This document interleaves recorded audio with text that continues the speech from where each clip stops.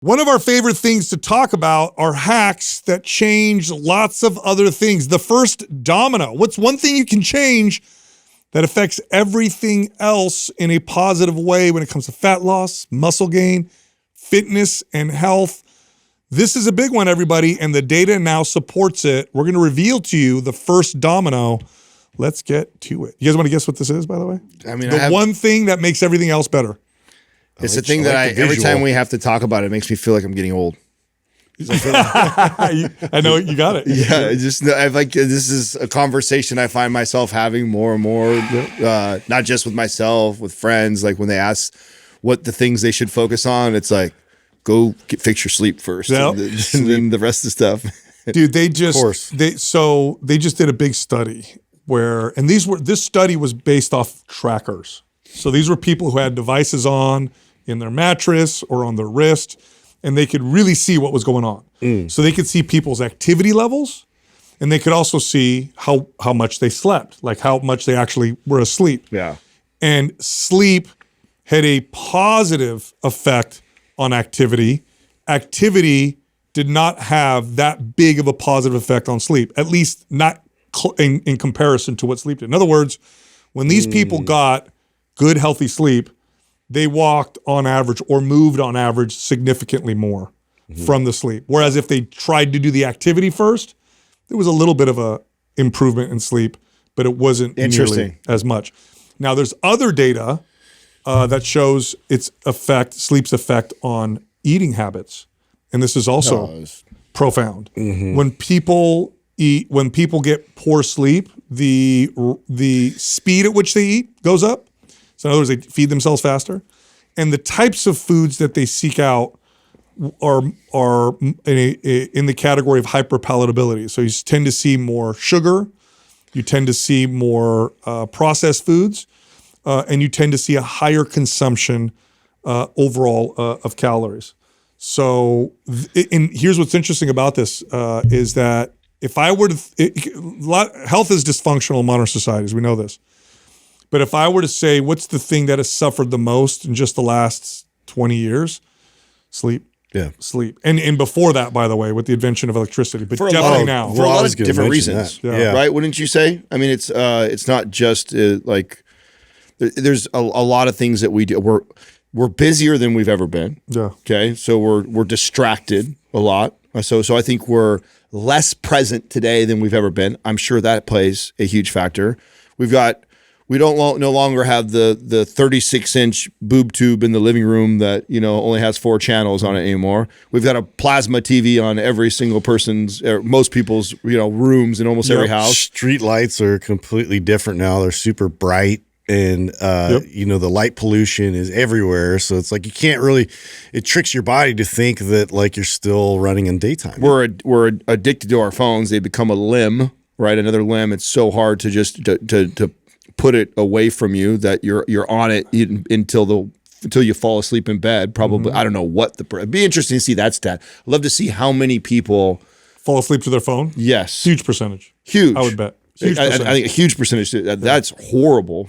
I think back to when we were kids. So when we were kids in the 80s, early 90s. After that, we got cables, a little different, but. There wasn't a TV in every bedroom. No. Okay. It didn't start happening till like the 90s, right? Till like the mid to late 90s where everybody had a TV. But TV was in the living room and it wasn't a lot of channels. No. And at night, there was nothing on. No, you watched before dinner. That was kind of like, at least right. In our house, it was like we watched shows before dinner, and then we sat and had dinner as a family, and then TV was pretty much over. There's nothing on at 8, 9 o'clock at night. It was like post school, right? 3, 4, 5, 6, kind of 7 maybe was like the latest show or whatever. Yes. But 8 o'clock, there's no TV going on. No, nothing was on. News. There was nothing on, and there was nothing to do. In fact, when I was a kid, the reason why I stayed up late was if I had something to do. Yeah. If my cousins were over, or the first time I got a gaming console, you better believe I stayed up late playing. But before that, like I had comic books or magazines, which, by the way, reading a book before bed will put you to sleep. Yeah. This is a fact, because even if it's engrossing, it's just a book. It's not a light shining in your face and in your eyes, totally different. So it was very different. But now there's always a reason to stay up. There's always a reason to stay up, and you have infinite entertainment, infinite ways to catch your attention. Billions and billions of dollars are spent on ways to capture your attention, to the point where you have to consciously put your phone down. Like, I better get some sleep. Let me put this down. Versus the way it used to be, which was, I'm sleepy. I'm just gonna go to sleep. Yeah. So it's changed a lot. And when you look at the data, this is really wild. And I know it sounds crazy. It's a health and fitness podcast. We're trying to get some sleep. Here's why this is so powerful. When you're good and consistent with your sleep, what the data is showing is that it positively affects your activity and your diet. Yeah. Now, activity and diet also positively affect sleep. So they all communicate to each other. They do, but not to the degree. That's right. And that's the thing. I think we've been sold that a lot more, and we haven't been. We're not under the understanding of how powerful of a regeneration tool like sleep is. Like, it literally is there for healing aspects, for producing new cells. Like, everything happens when you're sleeping to improve your body. So it's like we're trying to mathematically get better movement to somehow add in some of these benefits, but we're not doing the biggest thing you could possibly do, is just get more sleep, because we think doing more and being productive is such the highest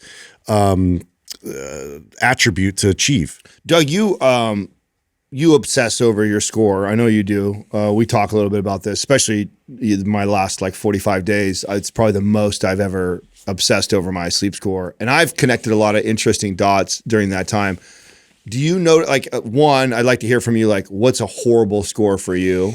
I saw you hit 90s. I don't even know what 90 is. So what's a perfect score, 100? Yeah. Probably 100, I don't know. yeah. I've never seen I've that. never had one. I've never even had 90. So I thought 88 was the highest I've ever seen that I've ever been able to do. What's low for you? What's high for you? And have you been able to connect dots and stuff? Just transparency for the audience. I've been sharing my story. I've seen as low as 20, which I bet you have not. No. And everything between 20 all the way to 80 during this process. And there's a lot of things that I've noticed, especially when you run back-to-back days that are not good. Huge difference. So have you? So when I first started tracking, I was hitting in the 70s a lot. Okay. A bad night's sleep would be down in the 60s, maybe even high 50s would be like a really bad night's sleep. So that's pretty bad. Yeah, pretty bad. But over time, I've worked on my sleep a lot, and lately, I'm routinely hitting in the 80s. Wow. Yeah. So this has been a massive change for me. Was it that supplement you added? What's it called? Well, so I've added SIP? No. Apigenin. Apigenin. I've done so I do a little supplement stack every night. It includes Apigenin is what they magnesium, magnesium, theanine, zinc, apigenin, glycine. That's right. Yeah. That's right. Okay. Apigenin is one of the compounds in chamomile. Oh, I drink chamomile every night. Yeah. So, okay. Yeah, it makes a difference for some people. So we're probably pretty close to the things we're taking, because I'm taking mellow, then I have my chamomile. Mm-hmm. And then other things, I have blackout shades in my room. Yeah. So I have almost 100% darkness in the room. When do you turn off your electronics? Oftentimes 30 to 60 minutes before bed. Do you notice a difference when you go? Yes, I do. Yeah. If I happen to get caught up in something right before bed, it will affect my sleep. Yeah. And then, of course, I have the 8 sleep, and that makes a massive difference. Yeah. Body temperature. I think one of the things I associate with the 8 sleep is my heart rate drops low at night. And heart rate is so important when it comes to sleep. So if you have alcohol or you eat too late, your heart rate will go up. Yep. Exactly. Even I discovered doing sauna late in the day would raise my heart rate. Yes. Yeah. And so keeping my heart rate low at night is so important. And the 8 sleep, because it's cool, you're kind of going into almost a hibernating type state, I feel, when you get cool like that. You're on ice, if you will. Today's program giveaway is the RGB bundle. If you want to win, leave a comment below this video. In the first 24 hours that we drop it, also subscribe to this channel, also turn on notifications. If you win, we'll notify you in the comment section. Also, MAPS 15 Powerlift is out and it's on sale, 50% off. Go check it out. Go to 15powerlift.com. Use the code December50 for the discount. Here comes the show. All right, real quick, if you love us like we love you, why not show it by rocking one of our shirts, hats, mugs, or training gear over at MindPumpStore.com. I'm talking right now. Hit pause, head on over to MindPumpStore.com. That's it. Enjoy the rest of the show. I would argue of all the things that I do, I would argue that 8 sleep is the most impactful for me. By my far. temperature, because if I'm slightly warm, it'll throw me off, and I have to wake up. So keeping me cool in that bed. But so here's the thing too: is that yes, the data shows being cool in bed, but 8 sleep monitors your sleep and adjusts it to the individual. To you, yeah. And it'll warm it up, cool it down, depending on how you're doing. So by far, it's the best tool. Do you know we got one for Max's bed? Oh, wow. Yeah. This is a little family debate that we were having, because Max gets up in the middle of the night almost routinely, like at 1 or 2. And the only times he doesn't do this is like when it's just a daddy day and I have him. And when I have him, I freeze the house. Yeah. I mean, I let the house get down in the 50s. Like kids always sleep better. And he is just a little, and he gets hotter than I do. When we're up in up in Truckee, he'll kick the sheets off and I'm cold. And so I kind of tell Katrina, I'm like, he runs hotter than me. So if you think my side of the bed is freezing and you go put our son in a regular bed with a comforter on and stuff like that, and you wonder why he strips down to nothing and he kicks the sheets off, like it's disrupting his sleep. And so like I finally got an 8 sleep for him. And I'm still working on her letting me go colder than what it is, because he's not running as cold as me. And I'm like, he runs hotter. But what I notice when she's not here and I have control of this, I put it freezing cold, he will stay under the covers and he'll stay asleep all night long. Yep. If he doesn't, he kicks off around 1, 2 in the morning, and he doesn't complain he's hot. It's just he does it. He wakes up, and now he's up, and then he comes over and runs in our room or whatever. Well, it's one of the things that wakes you up. Is increasing temperature. In fact, 8 sleep will wake you up like that. It'll warm you up. Yeah, if you want to wake up. Yeah, if you want to wake cool up like that. How they have that. Yeah. So here's the thing. Here's what people. I think because there's a lot of things you could do to improve your sleep. Okay. So we talked about a device 8 sleep, but just outside of that, make sure your room is black and you're cool, and don't eat a couple hours before bed. Don't use electronics an hour before bed, or use blue light blocking glasses. Like these all make a difference. But the thing that makes the biggest difference that I'm finding by far is plan it. So you have a routine that happens before bed. Yeah. Set yourself up for sleep. Don't just expect you're just going to go jump in bed and then get good sleep, because it doesn't work like that anymore. Or your brain doesn't shut off immediately. It takes a minute for that to happen. So set yourself up. So if I know I need to be in bed by 10, by 9, I'm preparing. So what does that look like? Turning the lights down, I'm not eating, like do all that. So that's number 1. Number 2, go to bed and wake up the same time every day. That makes a huge difference for people. The average person's bedtime and wake time changes every week. And it typically looks like the same Monday through Thursday. Friday and Saturday, it's 3 hours later. Yeah. And then they try to sleep in, and then they're jet lagged by Monday, and it takes till Tuesday or Wednesday to readjust. So you're literally making your circadian rhythm go crazy every week. That has profound negative impact. It's so interesting that this is the conversation that you went towards today, because this is last night, Katrina and I are in bed, and one of the discussions that we're having right now is we're trying to improve my sleep, right? And I'm asking for her help, because I don't want to have to take all this stuff. You know what I'm saying? It's like my goal is to not have to take this stack of supplements and do all these things. And I was expressing to her, the thing that we can do that is more impactful, that we just are not good at, is being very consistent with the time we hit bed. And that includes Friday and Saturday. I say, because even if we're good Monday through Thursday and we have this, but then all of a sudden then on Friday and Saturday, we're staying up till midnight or 1, it's like I'm jet lag every week to start all over again. And so like, honestly, because she was trying to ask me, she's like, do you feel like you're going to have to take all this stuff? Because this is all new for me. I'm not a super supplement, take all the stuff all the time guy, but I have been to just try and get even the remote good sleep.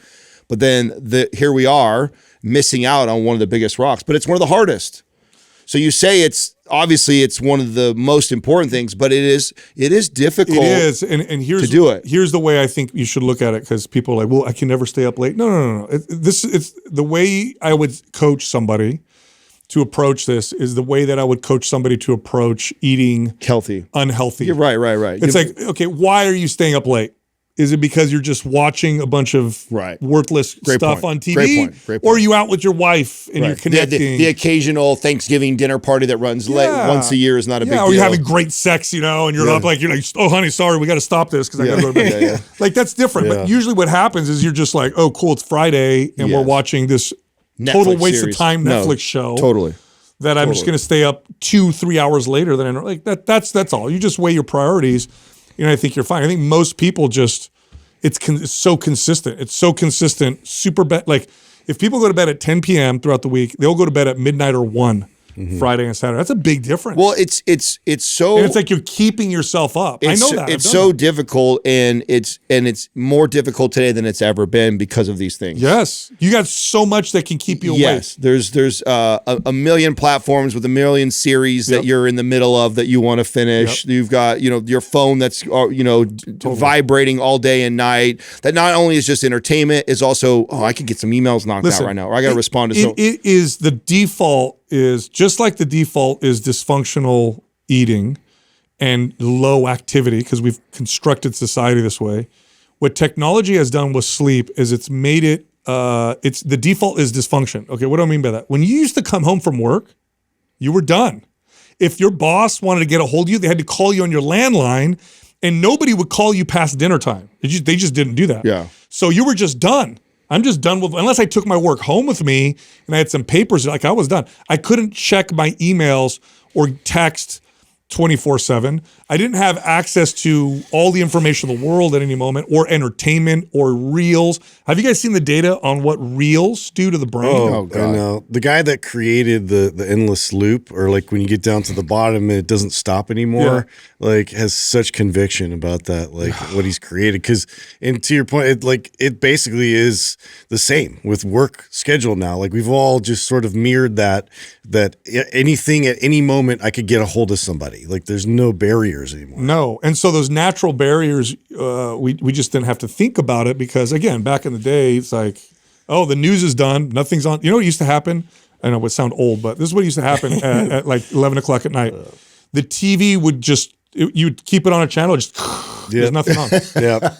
They're done with TV. There was a time when that was TV was done. Isn't that weird? I just keep remembering that's the real thing. Or the high channels that you'd get there was nothing no broadcast or whatever. And then eventually it turned into infomercials. Then they used to run infomercials late at night, which whatever. God, think about that for a second. Yeah, it was all infomercials until like 5 in the morning. The volume of content that and you can watch it at any moment, and you can choose what you want to watch at any moment. So it doesn't have to just be on. But I remember that you put on the TV late at night, and there'd be a screen that would come on and have different colors on it, and it would be like boop, broadcast will begin at this time. It was like they stopped TV. They were done with it. So I also don't want to sound like tech is all bad, because sleep is a piece of tech that actually is a huge benefit. Brain FM is another tech that I think is awesome, that we use all the time, that helps do this. So one of the things that, if you're somebody who has a hard time calming your brain down, so part of my challenge of even starting that routine is many times at night, that's also where my brain is going. One of the things that will calm that down is that kind of, and it's not white noise. I know that theirs is more scientific the way it is, but that sound. I read this thing too. Have you guys ever heard, Doug, you can look this up for me. It's a sleep technique, and it's the threes. The three things, and it's not the three, it's not the 3, 2, 1. It's you focus on a body part you can move. You focus on a sound in the room. And you take your brain to those three things, and it relaxes. Because it takes you off other things. Yes, I forget what it's called. Instead of just counting sheep like old school. I know that works, by the way. Counting sheep actually works. Justin, you bringing up Brain FM. You said who tried it? Your brother? Yeah, it's my brother. I just introduced it to him because he's a teacher, and he's also a writer. And he was kind of expressing, what he's been writing, and he's writing this story. And I was like doing some work as well. And I just like, what helps me is I have to put this on because I start thinking of all these other things at the same time. It's like such a distraction that I didn't even realize I was like that in school. Like I could focus, but I was always like one thing would happen and it would just take me right out, like so easy. And just having Brain FM's focus on was like, for me, it was like a superpower. I was like, wow, I wish I'd had this in school. But I was trying to express that to him, and I was like, this might be a cool thing to bring up with your class. But he was listening to it. And he's like, wow, it's so repetitive. And at first he was like resistant to it, and then we were, just hanging out. And then he was writing, and it was like, oh my god, he was like, I was just locked in there for the last 20 minutes. That's awesome. He's tripping out on it. What does he teach? So he's a high school teacher, history, AP history, and English. So that's sort of his department. But it's funny because his brain is so similar to mine, but then more so on left brain stuff. Like I'm very right brain, and like so we kind of like it's interesting. He's taking a lot of the creativity and put it in that setting. So he has a unique way of teaching these kids. Like they have to create. They have to learn it by actually like making things, and they have to draw it, and and so it's cool. He was explaining all that. Didn't just you and him go to Truckee by yourselves? That's the first time I've hung out with him for like a few nights in a row. Like we just kind of, I don't know, ever since like maybe he went to college when we were growing up. Yeah. So that's like 20 years, bro. I know. And and I love my brother. And we've never had like bad blood between us or anything. We just like kind of different, very different. And like anytime anybody meets him and they're like, are you guys like, we look similar, but it's like, you guys are totally different. Yeah. We're completely different. Does he lift too? No, not at all. How was it? I'm so curious. When you talk about him, I think I've only met him once or twice ever. But when you talk about him, it reminds me so much of my childhood best friend goes all the way back to 4th grade. And so for a very long time, we were like inseparable. But as we've gotten adults, we are so different. Yeah. Like on just beliefs, ideology, like everything, career paths, you name it, we couldn't be more different. And it's sad sometimes because we've grown so far apart. But yet, if you put us in probably by ourselves for 3 days, we still have that bond and connection and stuff like that. And so was it like that? It was like that. Yeah, okay, I think I was encouraged by that because you start remembering so many things that you both enjoy. Like he's very much into music and a lot of the sci-fi stuff and all the totally nerdy stuff I'm into. Like, so I think too, growing up, that's why I have that side of me. It was because I was trying to relate to my brother and his friends. And like, I was the 2-year younger brother. So it was like, I was trying to like, integrate into his circle. And so I have like this very, very nerdy side. I could totally do like all the, even like Dungeons and Dragons and all that stuff. I'm into it. Like, But So yeah, we were geeking out and kind of reconnecting with that, but it was good, man. It's one of those things. It's been on my list of priorities of like I need to do a better job, like reconnect. Yeah. How'd that come out? Was it like like when you just called them up and said, "Hey, let's do this or plan it"? Like when did that happen? Yeah, I think like over the year, like we've been kind of loosely, and there's been things too, like that he's really into board games, and like one time we made like a board game together, like, and it's funny because we've created things together, and and they've been cool and it's been fun. I just like, I don't know, I realized that like us hanging out, if we're like creating things together, it's way more enjoyable for both of us. Oh, interesting. And cool. So we just have kind of done that. Like we're writing a story together, and we're kind of. Oh, really? Yeah. And so that's kind of like what drew us to there. And I was like, you know what? Why don't we just like do this exclusively? And we haven't really hung out. And so I kind of, the Truckee place was available, and I was like, let's just go. And so that's like, cool, dude. For his birthday. So are you guys going to sell this story? You're going to write it and put it in like a book? Yeah, we'll see. I mean, I try not to put too many expectations on these types of things. Try to have fun with it. Yeah. And then that sounds like fun, dude. See what it does. But like, it was really about me just connecting and bonding with him. And then, you know, if it's a reality, cool. Like I'm into it. Yeah, I love seeing my my brother, because we're much farther apart than you and your brother. I'm 6 years older than my brother. You're 6 older than Giuseppe? Yeah. So I thought he was closer to our age. No, so it goes me, my sister, then him, and then my other sister. But so I was always the older big brother, and that relationship was like that for a long time until we got much older, and then we kind of became more peers.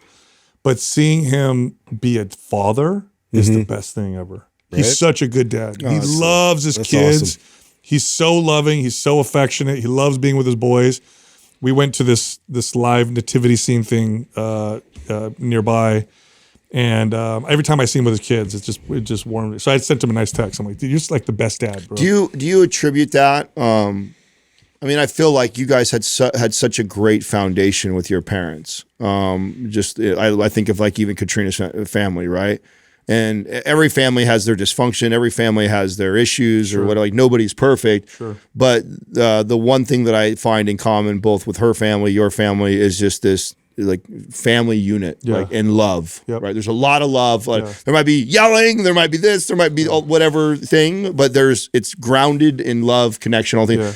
I would think that way about all your siblings. Are probably all really good parents and come from that place. Would you attribute to that? Do you think that? Oh yeah, I mean, we have an exceptional family. Just they're so loving. They're always there, so consistent. There's actually very little dysfunction from the traditional sense, I would say, on my family. Like we don't have, no one's ever been stricken with really addiction. Nobody's been to, like bad things, jail. Everybody does pretty well. Just really good people. But the thing about my brother and we're all affectionate. We have an affectionate family. But my brother and I was just talking to Jessica about this, because you guys know how affectionate I am. I'm a man, but I don't mind. I'll give a man a hug and a kiss. And if I love you, you're going to know I love you. Mm-hmm. And my brother's like that.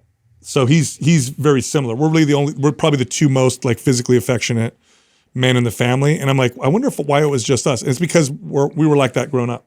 My dad's like that. He would hug and kiss us a lot. And So you see him with his boys. He's got 2 boys. Yeah. He's got boys, by the way. Like his oldest is like, but he's still very affectionate. Bro, his kids are cuddle bugs. Like first off, they run on nuclear reactors. They have more energy than I've ever seen in my entire life. But if you stop them halfway through going nuts, and they're just always happy kids too, you pick them up and hug them and kiss them, they'll just let you. Yeah. Some kids will squirm. Cool. They'll just melt and let you do it. And so I just love, And it's because he's like that with them too. Speaking of kids, there's something I wanted to talk with you guys about. It's been on my mind a lot because Max is getting close to that age. We're not quite there yet. And ironically, I've been reading all this stuff, and both social media stuff come across, my own articles, my own little digging and stuff like that, around letting your kids spend the night at somebody else's house. And there's a clear divide in my family and friends that are very pro this, and then some that are extremely anti it. And so I'm not sure where I fully fall on this. Because I come from I spent the night all the time at people's houses. In fact, I spent more time at other people's houses because my house was a bit crazy, and I love going over to my friends' houses. And I built incredible relationships. In fact, I feel like I have 3 other moms and 3 other dads, and I think a lot of that got me through my childhood. And so that's so I have this natural.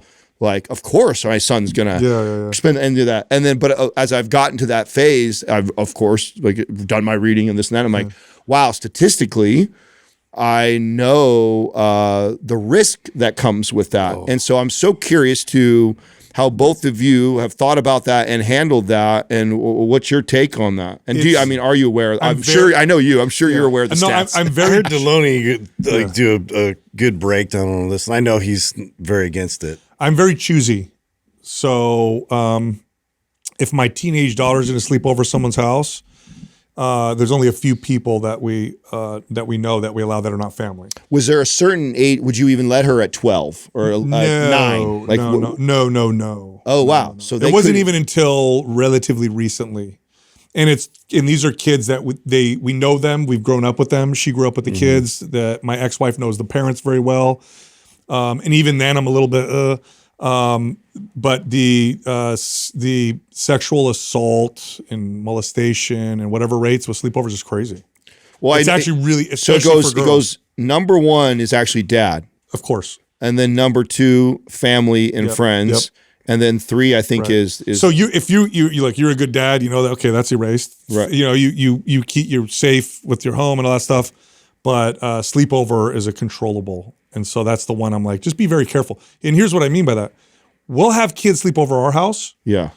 And the parents have never met me. Yeah. My daughter will say, hey, can I have so-and-so sleep over? Yeah. And I'll say, sure, you know, and then I'll meet the girl and she's into my house. So it's like, that's fine. Yeah. And nobody will contact me. Nobody calls me. They're just, the parents are just like, we're weird like that. Like we do more, we don't let them stay unless like we connect with their parents. But yeah, I mean, but on the other end too, like we definitely vet. Like, so we've done this a couple times, even with the new school, because we want to get our kids like integrated and, you know, and they want to go to these parties, birthday parties. And so we've been trying really hard to hang out with their parents and like do some investigation. And, you know, we've driven like to Morgan Hill quite a few times and like, and hasn't been, you know, that frequent, and they're older now. So it's a little bit different for me, I feel, but definitely I'm not comfortable if I don't know where they're going, which is crazy to me that's. Well, so do you, okay, wait, so was there an age that they definitely didn't? So at what point was the first time you started to even allow that? Do you remember? Yeah, it was probably like around 10, something like that. And even then it was, to your point, it was like all family and like really, really close friends. And they only had like two best friends, you know, and it's like they grew up together, and we all, since they were like in kindergarten, we knew them, you know? And so it was like, I knew their parents very well. And I don't know, like you said, I had a lot of like experience, you know, as a kid going to everybody else's houses and like knowing, I think the conversation of us kind of like before the drop off was like, they all had the number, they know that like, and we've actually driven and picked them up sometimes in the middle of the night. We've already done that. Yeah. Because they felt uncomfortable. Yeah. And that's, you know, a hard line for me. So you don't have to ask any questions. Like we're there. Yeah. So, I mean, I have my son is, you know, only 6, going to be 7 this coming July. And he has one really close best friend. I mean, he's got several friends that I'd say 2 if you include my godson's, who is my best friend, right? And so, and I've spent the night with those parents. Mm-hmm. They've come to Truckee with me. Yeah. I've gone to events with them. So Katrina's very tight with them all.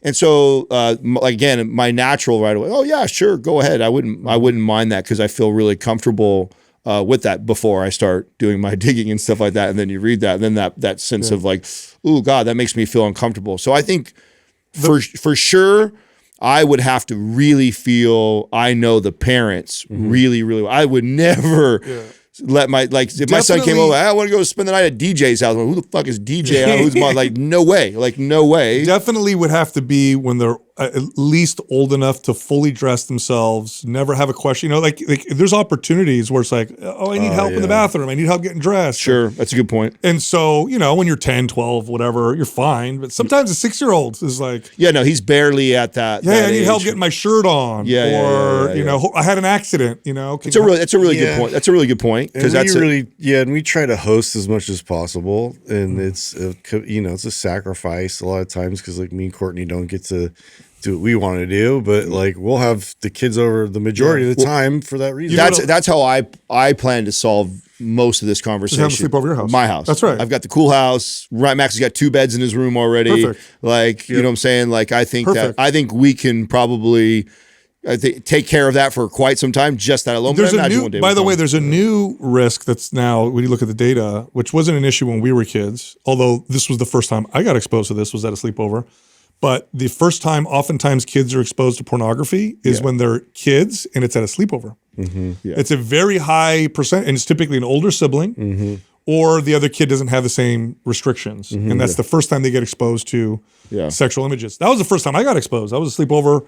I had a sleepover over a buddy's house, and he just, you know, It's such an interesting conversation to me because I mean, one, until I became a dad, I never really thought about it that much because it was so normal when I was little. I mean, I'm trying to remember how young I was when I was already spending the night at other people's houses. I was young. I was younger than my. But you were also super young, home alone, after school. That's what I mean. Watching your siblings. I know. I mean, but shows you how much that we were way more latchkey. That was that was so normal to me that. Like it didn't even cross. How old were you when you were left home alone? When your mom and dad were like, "You could stay, stay home alone. We'll be home in a few hours or later tonight."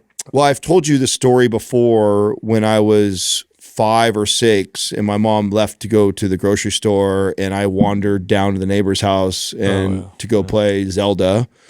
That's so young, dude. Bro, yeah, I was 5. That's so young. I was 5, 6 at the oldest. Definitely under 7 because we didn't live in that house, and I remember the house. I remember how in trouble I was. I remember the kid. I remember my mom leaving and she either went to the grocery store or went to get my sister or something like that, and just bad timing for her. She left, and that kid was maybe minutes later knocking on the door, and I just got a new Zelda, and I'm a 5-year-old kid, like okay, just. Walked out, left, went down 4 houses, and played Zelda for probably a couple hours. And by the time I came out, cops were all in the neighborhood, and mom's running around frantically and stuff like that. And so that was for sure the furthest memory I have of that. But we were by the time we were at the next house, then this is where we lived up in Don Pedro, and now I'm like 7 to 9. I mean, I'm not only left home, I'm watching my younger siblings. Yeah. So I mean, that was very, and then the closest grocery store was an hour away. So that was very common where I would stay and have to watch my siblings and do stuff like that. I got to tell you that Aurelius was playing like make believe with his mom. So he was pretending to be like the dad going off to work or whatever and coming home. And he's so funny when you hear these kids talk. He pretends he comes home. He's like, I'm home. He's like, we were hopeless, but now we're okay. I made some money. I'm like, what? Wow. He did not say that. Wow. We were hopeless. We were hopeless, but we're okay now. I just came back from work. We made Daddy some money. Warbucks is back. Wow.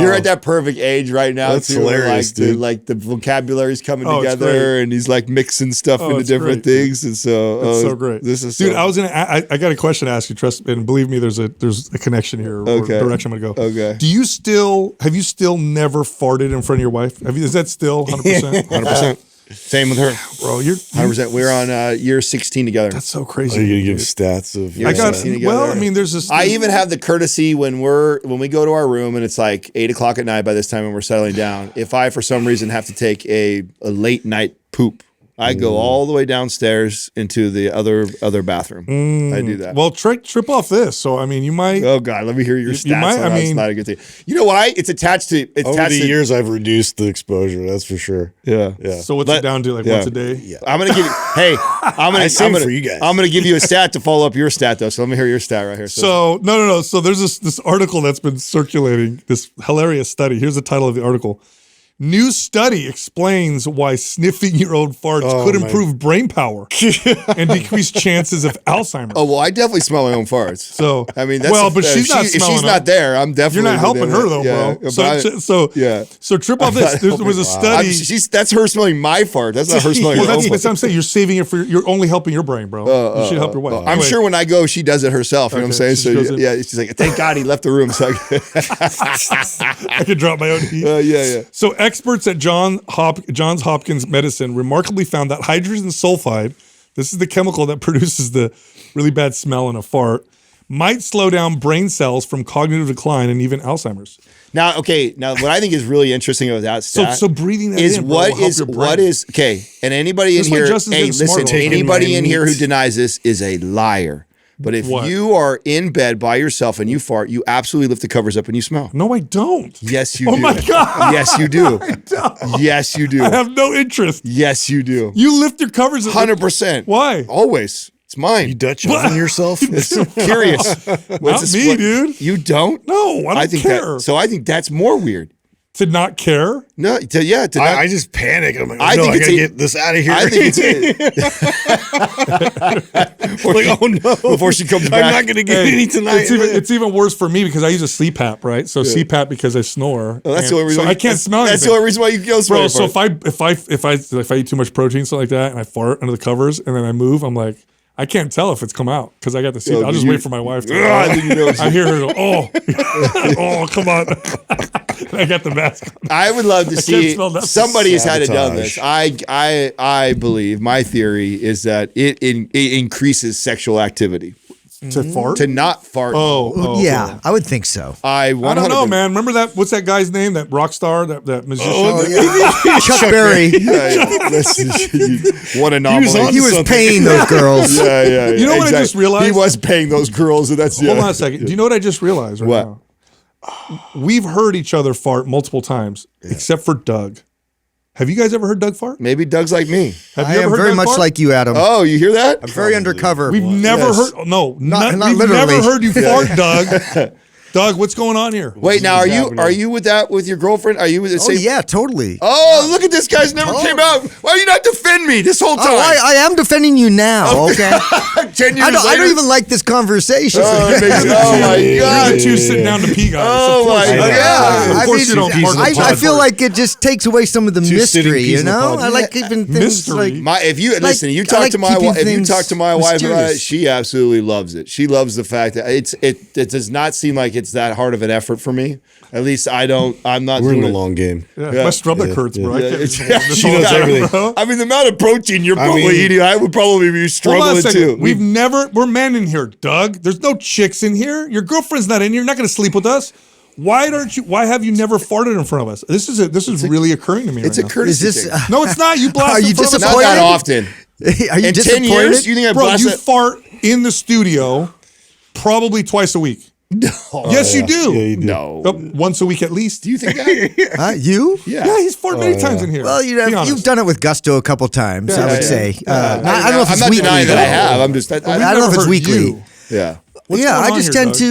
to try to keep my bodily functions to myself. I mean, that's just, I guess I'm kind of a private person. Don't make me share. But hey, if you're really wanting it, I mean, you know. I'm not even a good private without it. person, and I'm like that. I don't.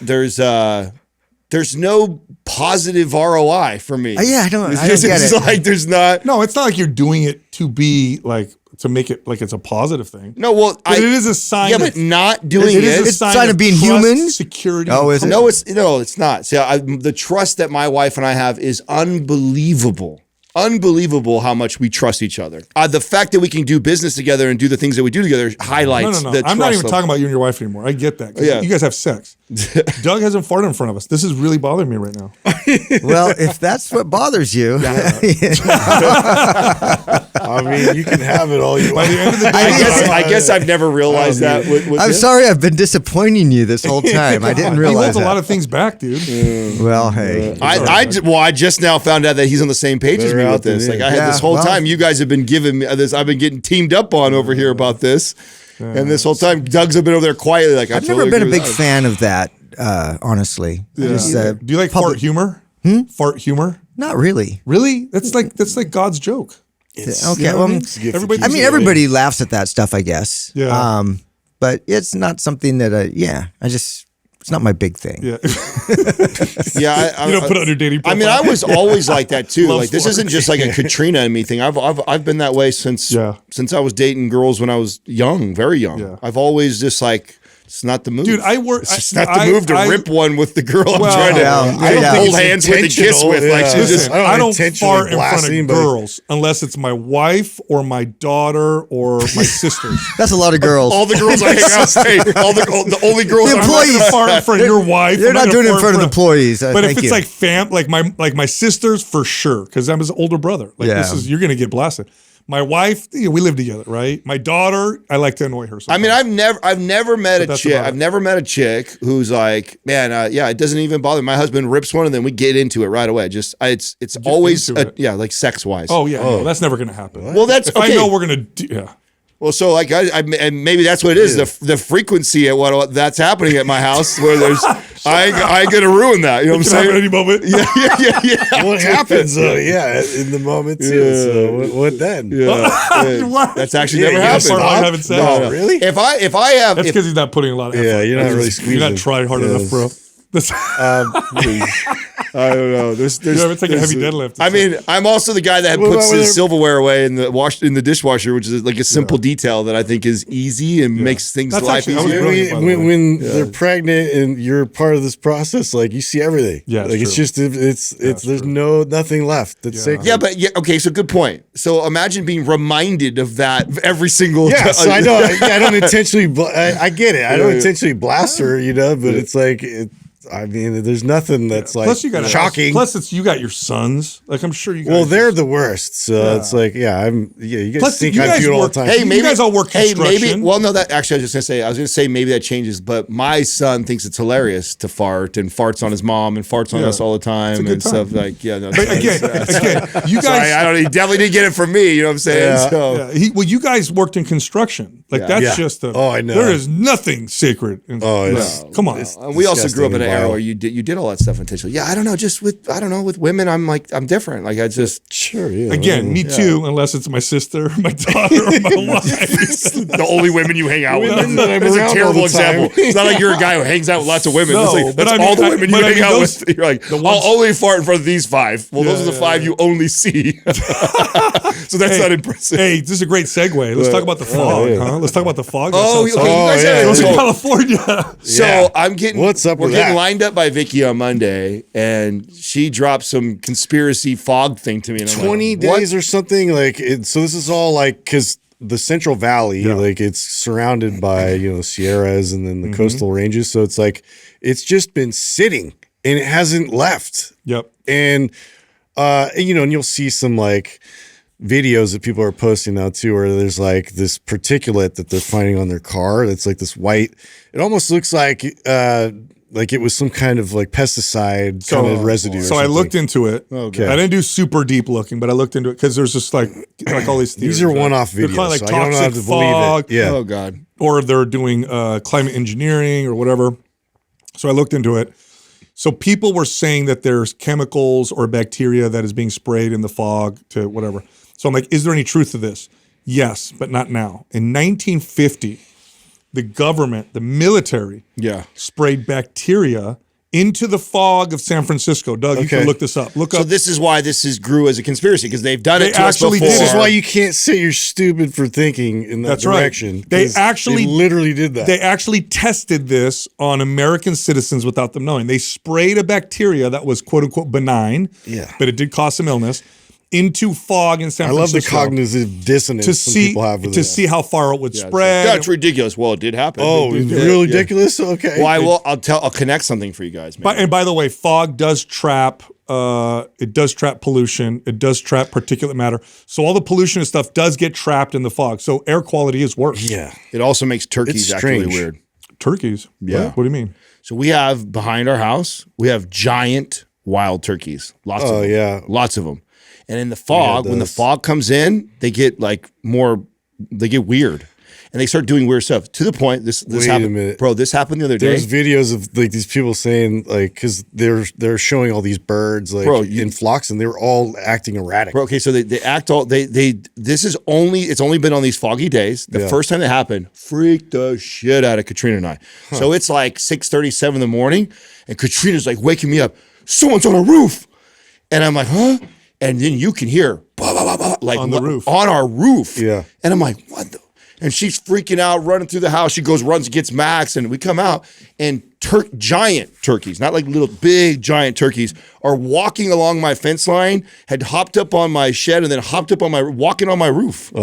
And we've now seen it. Is that for them to get above the fog? I have no idea what it is, why they do it, but it's happened 2 times, and it was on foggy mornings. You're not even allowed to shoot them. Fog. I know. You can't even. No, you can't. Well, that's why they get out of control. Their populations. You can't do anything to them. My parents' house, they have a ton of them. They go on everybody's. We have a ton of them. Probably once every other week, you hear the coyote get one. Late at night, like 11. Oh yeah. You hear.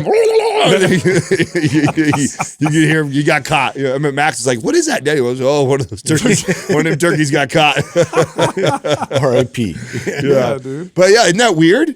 I didn't even think. I mean, turkey feet are big. They they are tight roping the fence line, which is a trip. I've only seen turkeys running on the ground, so I didn't even know they would jump up or fly up to get on a fence. How many turkeys would it take for you to be afraid if they come after you? None. 50 turkeys attacking you. Not even afraid. You could take out 50 turkeys for sure. That's not even a scary animal. I'd be more afraid of 50 geese. Geese are mean. Geese have got little teeth and they bite. I feel like you just poop, Well, I mean, that's what I'm saying. I'd be more afraid of that than turkeys. Turkeys are a dumb animal. They're not dangerous. I don't know. I feel like 50 turkeys might pose a threat. You know what I mean? Yeah. Anyway, what did that say, Doug, up there? Yeah. So in the 1950s, they did release this bacteria they called harmless bacteria into the air. And the experiment showed the exposure among almost all of the city's 800,000 residents. How nice is that? That's wonderful. They just do stuff like glyphosate was considered the same, right? Yeah. They're just like, hey, guys, we're not going to tell you about this thing till 50 years later. Let's just spray everybody, see what happens. That's crazy. Yeah, experiment. That is. I was watching this interview on My First Million, and they were interviewing this billionaire guy that started off as a lawyer, and his main thing was like, or one of the big things he did was fought cases with cigarettes and stuff.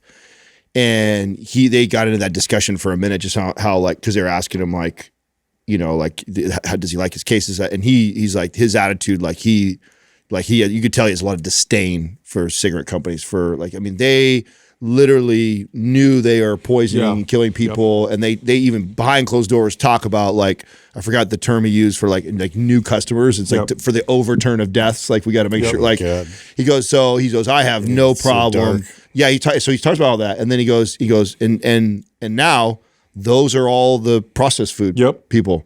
He goes, so they've all moved from there. And so I know you've the same scientists. Yeah, I know you've brought this up like crazy, but to hear from a lawyer who's been suing them for so long, and he's like, and now they've got a hold of the food industry, and people just are just unaware, just so unaware of the amount of effort. And they don't give a shit about obesity. They don't give a shit about the addiction. They don't care about the dyes. They don't care about the health ramifications of none of this shit. It is literally a mission profit on margins. How addicted to these foods, how many more times can we get them to buy more? And it's like, the drop off of, obesity, who cares? It's like, how do we get the next generation hooked on it? Companies are their focus. And by the way, this is their focus. So it's not a bad thing necessarily, but their focus is how to get more customers and how to get you to buy more of their stuff. That's the focus. The focus bad part isn't your well-being. No, the bad part though, Sal, is when they're willing to do things immoral. Yes, immoral in order to do that. Yeah. It is not bad to build a company to be profitable. That's capitalism. And if you're pro-capitalism, that's how that works. You that's mean a viable product. That's right. But to do it through cheating, hurting, and in immoral ways, that's wrong. I agree. With deception. But there's more, it gets more insidious than that, because some of these companies will twist their own morality and their own thought process to justify the products that they're making. Well, people like it. It helps them relax. Yeah, but at the end of the day, they know. At the end of the day, they know. I mean, they sold cigarettes as good and healthy and relaxed and all those things too, but you knew. It's crazy. It is crazy though, how the lengths that they'll go to defend and justify. Like look at the pornography industry. Look at talk about sex workers' rights and stuff like that. It's very interesting how it's been twisted. I mean, that's just good marketing. At the top, though, the person knows. Yeah, they know. You know. I mean, it's just like us. If obviously there's so much of advertising, marketing, things that are going beneath this. But at the end of the day, we would be aware if we were using tactics that are immoral. We would know. Listen, we've never used the before and after pictures. Well, that's a single product. And I don't think that's not even technically immoral. No, it promotes a little bit of that body obsession is what it does, and so it just doesn't align with. But if our marketing team knew that we could get people hooked on a food that makes them obese, then turn around and sell them why they need something from us, we would know about it. Right. You know what I'm saying? And even though. And then that's just, again, highlights my point. Like the amount of effort that would go into the marketing would be to spin it, to make it positive, and we're here to save all this stuff like that. But it's like, the founders, the owner, you know damn well what you've green lighted or what you've done. And so, yeah, I think, and that's the part that doesn't sit well with me is like so many of these companies that are doing that they're very well aware of how much it's impacting people's lives, and they still choose. Yeah, my favorite is the pharmaceutical industry. I know. I was just going to say that's the most notorious. That's the most notorious, and even in the way that they target. I hate children. The blind faith people have in these companies, not without looking at their track record, for like whatever new product they have that they're just claiming is all like the science is sound. Do you think it's you're not going to be skeptical? Do you think it's a toothpaste out of the tube situation? Like it produces so much money that we can't possibly go back. Like we shouldn't be able to. Pharmaceuticals should not be able to advertise. That just doesn't make sense to me. They can advertise and try and sell it. It should be something that a doctor prescribes. That's it. Right. That's it. HIPAA. I mean, it's like it's just between doctor and patient. But is it because there's so many billions, not trillions of dollars into that industry, and that it makes that you can't put the toothpaste back in? I mean, I think we can always correct, but it's hard. Mm-hmm. They have so much influence; it's ridiculous. Well, yeah, because the lobbying and all these other things that we allow. So, I mean, look how powerfully they went after. They're going after peptide companies and compounding pharmacies because they discovered a peptide that's a blockbuster, GLP-1. Yep.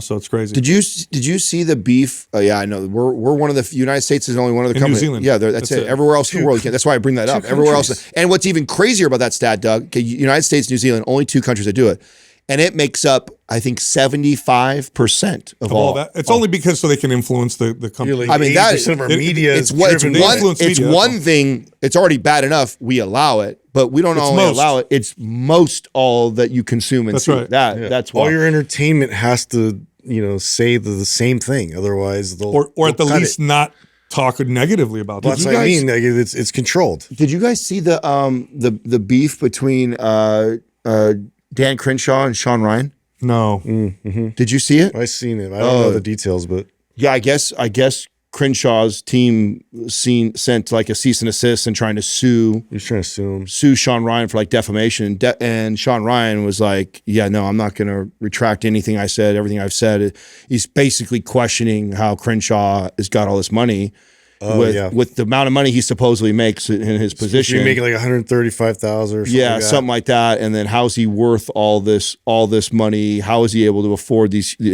Once they look into all these politicians. Oh yeah. Oh, you could tell by his rebuttal, like he looks guilty of stuff. It's like it's left, right, doesn't matter what side it is. My favorite part of all this was how the Doge went in and just all they did was say, if you want money, you have to tell us for what and where it's going. That's it. Immediately, hundreds of billions of dollars. Hundreds of billions of dollars stopped flowing out. Yeah. Immediately. All you had to do. He even said that the area that you type it in could be anything. You could just say, for me, or whatever. But because you had to write where it was going and for what, gone immediately. Yeah. $100 billion or more. Checks going to just aimless places. That's right. So government money. Oh, okay, yeah. We were sending stuff to like dead people and people that. Not just that. That's nothing. I'm talking about big checks going off to help whatever. All they said was, "That's fine. We'll send the money. What it's for. Just say where it's going and what it's for." Yeah, that's it. And it stopped. And it stopped billions of dollars. Hundreds of billions of dollars. That's it.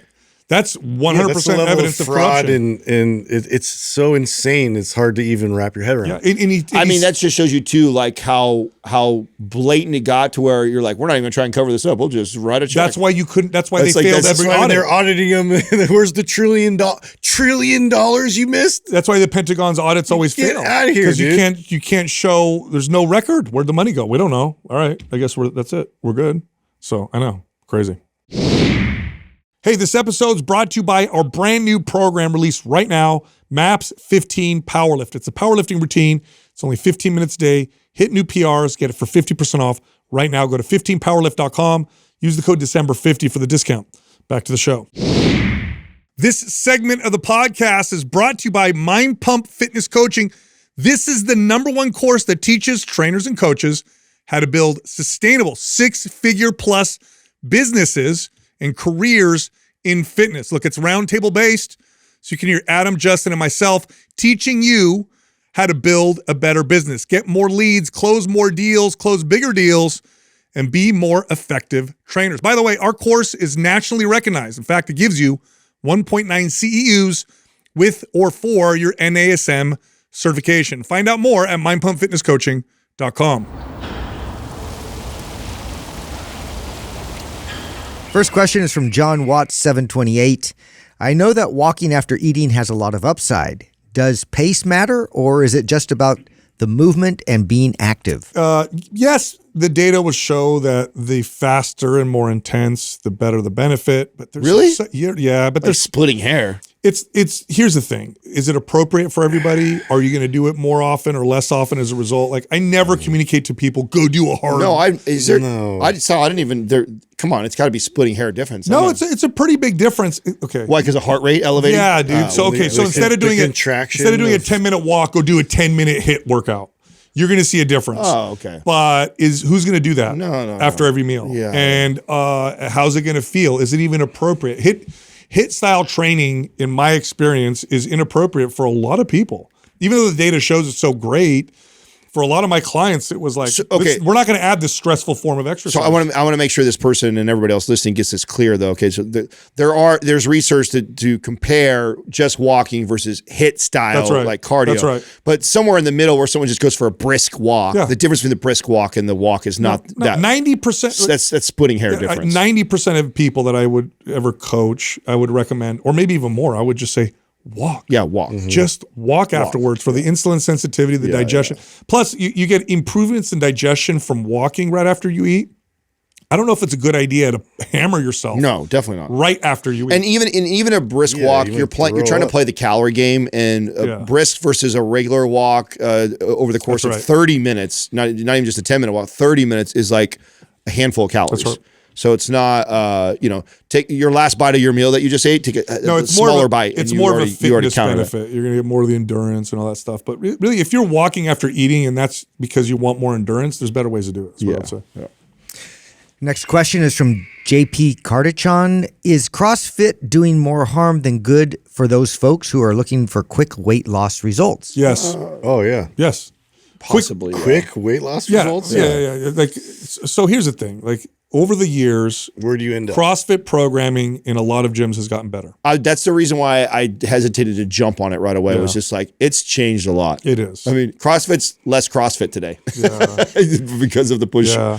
So it's the more and more we talk about it, the more I hear about these coaches that are not running these circuits like they were. So that matters in this asking this question. Absolutely, it is not helping you if you are going to a CrossFit that is doing circuit type training. Yeah, crazy walk. That ain't helping. That is not going to speed up the process of your fat loss journey. But if you've got somebody who's programming well, I mean, maybe it's hard to say. But generally speaking, the 10 years we've been talking on this thing, but Justin pointed to something too. So whenever somebody says, I want quick weight loss, for me, that's a red flag. Yeah, because typically if you chase quick weight loss, a few things will happen. One, you'll get the quick weight loss in a quick rebound. That's one. Two, you're purposely going to overdo it. Yeah, two, you overdo it. You end up losing muscle, overtraining. Or three, you hate it. You hate the process. So it's almost never, somebody chasing quick weight loss almost never results in a good result. Definitely not long-term for sure. Right. I mean, this is where you're saying chase health and aesthetics came from right here. It's like focus on getting healthy, being healthier, being strong, you'll get building your metabolism. You'll get the results. Chasing a quick weight loss strategy is almost 99% sure you will not succeed or you will not maintain. Mm-hmm. Next question is from Iron Sons Training. What rules do you usually abide by during the Christmas holidays? 80-20? Do you recommend staying strict to a nutrition plan all the time? How many days can you eat cheat meals over the holidays without taking multiple steps back in your fitness journey? Yeah. So generally speaking, so I'll give you a general overview. I just eat healthy most of the time because this is what feels good. But when I'm in a holiday, my concern is not eating healthy. My concern is connecting with the people around me and enjoying the foods that people have brought. So I really don't think about it. It's just we're there, we're together. The value of this holiday is not my macros and my calories. The value of it is the people connecting, enjoying the holiday season, enjoying the holiday foods. And so what do you got? You got Christmas Eve, Christmas, New Year's Eve. Like, okay, 3 days, right? And maybe you visit with family in between that. Like, it's not a big deal. It's really not that big of a deal. But now I'll get a little more specific. If you want some rules, when I would coach my clients, I would tell them, like, eat protein first when you're at the holidays. So try to eat that first and then eat the rest if you have challenges with this. Make as good a decision as you can as with the food in front. But like, if you put too much pressure on it, most of the time, like, people rebel and then they do it in excess. And it's like, anytime you're faced with that, I feel like the big struggle is like people just, they've restricted so much leading into it that it's like, it becomes all about gorging. Well, I'm pretty sure this was the type of question the first time I ever said this on the podcast of don't eat like an asshole. Yeah. That was a long time ago when somebody asked something like this, and like, that's the rule. It's just like what Justin's bringing up is like, eating some milk and cookies that your aunt brought, or having some eggnog with some Baileys or whatever. I mean that is not going to make you fat. Like completely falling off the wagon, eating like an asshole, and just everything inside not hitting, not caring. Biggest piece of pie. Yeah, I mean that's what's going to spin you out of control. And honestly, even that, if it's just done on the Christmas day or whatever like that, not a big deal. It's not a big deal. But what that tends to do is once someone's kind of gone down, then it spirals out of control. Yeah. Then it turns into 2 days, 3 days, 4 days. It's a whole season. Yeah, it kicks up the cravings. Yeah. Now you're craving it every single night. Now, and that's what I mean by don't eat like an asshole. It's actually less to do with like even the one day. Yeah. It's actually what happens when someone goes over the top like that is now they just keep going. And it's like a couple of days of high calories, especially if this is somebody who's maintained their training, lifting weights through the holiday season. You're gonna be fine. Yep. Oh yeah, you're gonna be totally fine. Undulate. But we just forget, as long as you keep training. It's not about the food; it's about the people with the food. So, like what you said, Justin, if you restrict so hard that you're looking forward to the holidays, so you could just go nuts. There's a problem there. And I know what that feels like. That used to be me. Like I'd go in and I was like, I'm just gonna eat. And it became all about the food. It wasn't even about the celebration or the holiday itself. So, just to remind everybody, a big part of your health is social connection. It's a very big part of your overall health, physical health. So if you go into it with like this crazy mentality, you're gonna miss all that. Next question is from Cole Cope. What is your best advice for creating better discipline and consistency? When we coached people, this is just what we saw that worked, but the data supports this as well. It looks like building any skill. So discipline is a skill. Some people are better at it than others naturally, and I think we tend to look at people who maybe have a natural discipline or what would be perceived as better natural discipline and think, well, I don't got that.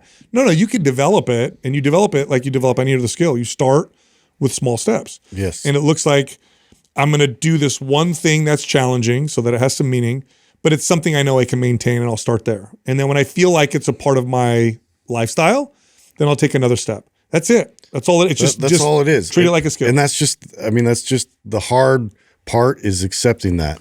You're like not taking it all on at once because your energy and motivation right now is so high that just doesn't sound like it's going to be good enough. Yeah. And you're going to trick yourself into adding more and adding more and adding more. And you're going to, it's going to burn out and it's going to be too much. And so the real discipline is to your point, is to find that small thing that is like repeatable and it's going to stick. I have nothing to add to that, but more to just hammer this home. And to this day, I still am this way. So on and off, consistency. When I get back to being consistent, I choose one thing. Like I'm going to do this thing. And for me, it's normally protein intake. It's the first thing that goes. Like I get if I'm not tracking or really paying attention or making a conscious effort, I'm naturally the guy that could skip breakfast, to eat a smaller portion size, to eat more carbohydrates. And so it's like the easy first go. This is not even me saying I'm going to train X amount of days. I'm just going to make a conscious effort to get back on my protein kick. And I know it's challenging enough. It doesn't, and when you, because I just want to make that point that people hear you say, oh, it's got to be challenging. So, what's going to challenge me? It's like, no, literally make it easy. Make it an easy goal that you can accomplish, but it's a goal, meaning that you're not doing it right now. Right? It's like, I'm not consistently going to move the needle. Right. I'm not consistently eating protein. I know how important that is to my overall journey of health and fitness and being consistent. So I'm going to just commit to that. And then what I'll do is like, I'll build consistency around it. Oh, it's a couple weeks I've been doing this. You know what? Like, time to start hitting the gym more consistently. One more step. Yeah. And it's like, I'm not going to go like, I'm going to go 5 days or 4 days a week. It's like, I'm going to try and get to the gym at least once or twice this week and make that consistent. And then I just do that. And even when I go, it's like a MAPS 15 type of routine. I'll make sure to get in there, do a couple compound lifts, get out. For that. Like that is, and I think so many people, to what Justin said, in the moment when they're motivated and they're high, and this has got to change. Yeah, I'm gonna do everything. Like today is the day. Tomorrow, and they prep all the meal that night, and they lay out their stuff, and they get their MAPS program, and it's just like, dude, just last week you were doing none of that. Yep. So how about you just choose one of those things that you find will be the easiest to attack that, build consistency around it, then add another layer and then add another. Now and it builds. And that's what's exciting when you do it this way. What's awesome is you see progress. This pretty much at almost the same speed you would if you would have done all the things. Yeah. So you see progress. And then you start to get excited about it. And then when that excitement builds because of the consistency and the habits you've started to build and the discipline you've built, then it becomes... And you start scoring wins. Yes. You don't hit yourself with all these failures because you've introduced 10 steps. Right. All at once. And you only hit 7. So, what do you focus on? The 3 you didn't hit. Of course, totally. Yeah. All right, I know you liked that episode. If you did, check this one out. How strong should you be? Ever wonder if you're actually strong, or at least compared to people like yourself? Today's episode, we're going to talk about that, and we're going to help you determine how strong you should be, and also talk about the steps to getting strong as fast as possible. In fact, we're going to talk about the fastest way to get bigger and stronger all at the same time. I know keeps Adam up at night. Yes, it does, actually. And I know that you wrote a really complex episode here, but I think Justin's metric has been the one